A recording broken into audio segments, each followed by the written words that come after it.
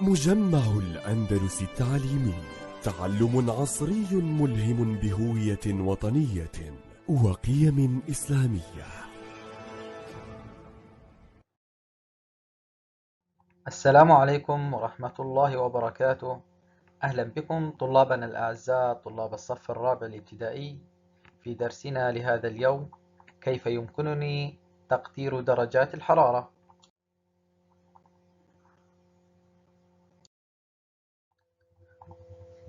ويتوقع منك عزيزي الطالب في نهاية هذا الفيديو أن تكون قادرا على أن تحدد درجات الحرارة في مناطق مختلفة، وأن توجد متوسط درجات الحرارة. كنا قد تعلمنا سابقا أحباء الطلبة بأن درجة الحرارة هي مقياس مدى سخونة أو برودة شيء ما، كما تعلمنا أيضا بأنه تقاس درجة الحرارة بمقياس الحرارة أو فيما يسمى بالثيرمومتر، ويرمز لها بالرمز C. كما تعلمنا أيضا من أنواع مقاييس الحرارة مقياس الحرارة بالإبرة، ومقياس الحرارة الشريطي، ومقياس حرارة سائلي، ومستشعر درجة الحرارة. افتح كتابك عزيزي الطالب صفحة 16، النشاط الافتتاحي. صف ماذا يحدث للماء عندما تنخفض درجة الحرارة. يتحول الماء من الحالة السائلة إلى الحالة الصلبة، ونسمي هذه الحالة بالتجمد. أما درجة الحرارة التي يتجمد عندها الماء فهي الصفر المئوية، ويمكننا قياس درجة الحرارة التي هي أقل من درجة حرارة التجمد باستخدام مقياس درجة الحرارة، أو باستخدام مستشعر الحرارة الذي يعتبر أكثر دقة. افتح كتابك عزيزي الطالب صفحة 17، النشاط الأول. ماذا نقصد بمتوسط درجة الحرارة؟ وفي هذا النشاط سوف نقوم بعرض مجموعة صور لأماكن في مناطق مناخية مختلفة. والآن أحباء الطلبة، دعونا نختار درجة الحرارة التي تتوافق مع كل منطقة. القارة القطبية الجنوبية نتوقع أن تكون درجة حرارتها ناقص 49 درجة مئوية. أما الصحراء فنتوقع أن تكون درجة حرارتها 50 درجة مئوية. أما المناطق المناخية المعتدلة فنتوقع أن تكون درجة حرارتها 28 درجة مئوية. أما الغابات الاستوائية المطيرة فنتوقع أن تكون درجة حرارتها 14 درجة مئوية. أما جبال الهيمالاي فسوف تكون باردة وتكون درجة حرارتها ناقص 19 درجة مئوية. افتح كتابك عزيزي الطالب صفحة 18.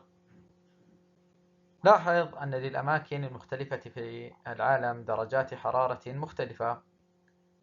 اذكر مكانين تكون فيهما درجة الحرارة أقل من 0 مئوية. أحسنتم، فالقطب المتجمد الجنوبي تكون درجة الحرارة فيه أقل من 0 المئوية، كما تكون أيضا في سلسلة جبال الألب. والآن ارسم دائرة حول درجتي الحرارة التي هي أقل من 0. أحسنتم، إنها ناقص 49 درجة مئوية وناقص 19 مئوية. وفي أي وقت من اليوم يكون عادة أكثر دفئا، في الليل أم في النهار؟ أحسنتم، في النهار. وأي فترة من السنة تكون عادة أكثر برودة من بقية السنة؟ أحسنتم، إنه فصل الشتاء.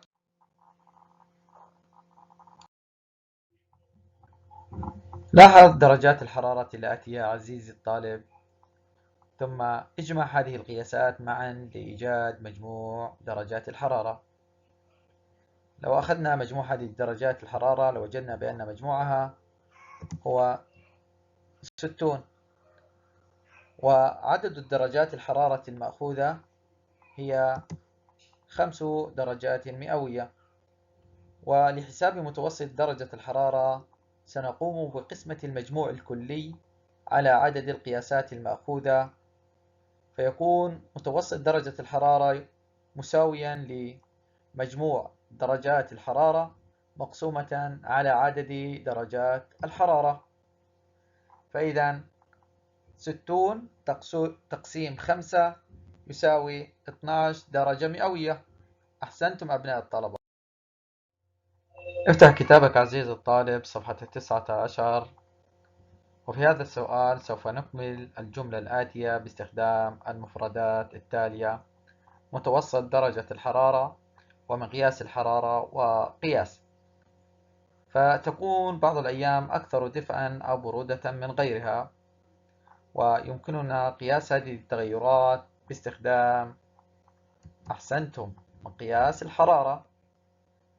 ويعمل العلماء على قياس درجات الحرارة بانتظام، وهذا ما يسمح لهم بحساب متوسط درجة الحرارة.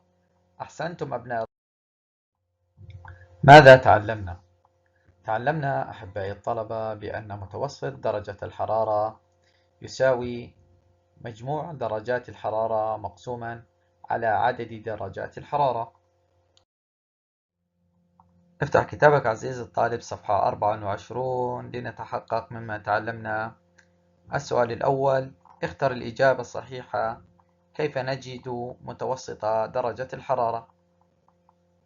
ألف: هل نقوم بجمع درجات الحرارة الأعلى والأدنى معا؟ ب: اجمع كل درجات الحرارة معا وأقسمها على عدد القياسات. ج: أجمع كل درجات الحرارة معا وأضربها بعدد القياسات. د: أطرح أصغر قياس من أكبر قياس. نفكر قليلا. أحسنتم، إنها الإجابة ب.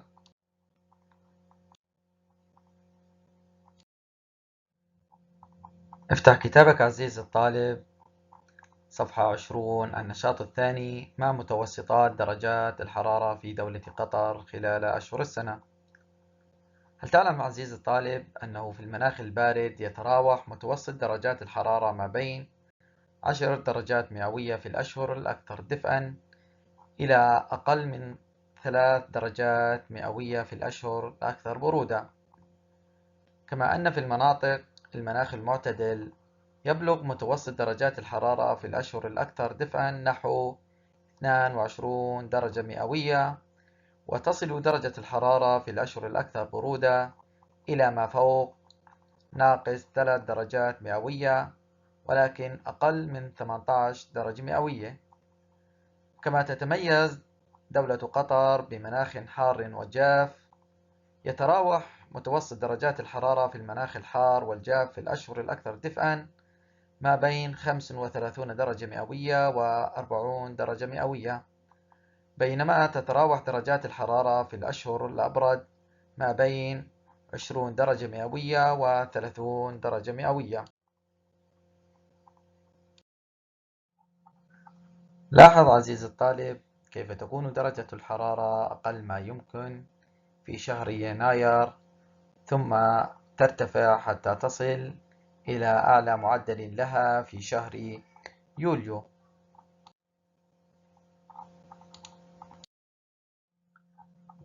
والآن لنجيب عن أسئلة النشاط صفحة 20. الشهر الذي تكون فيه درجة الحرارة الأعلى في دولة قطر؟ أحسنتم، إنه شهر يوليو. أما الشهر الذي تكون فيه درجة البرودة الأدنى في دولة قطر هو شهر يناير. أما متوسط درجات الحرارة السنوية فهو مجموع درجات الحرارة مقسومة على عدد درجات الحرارة.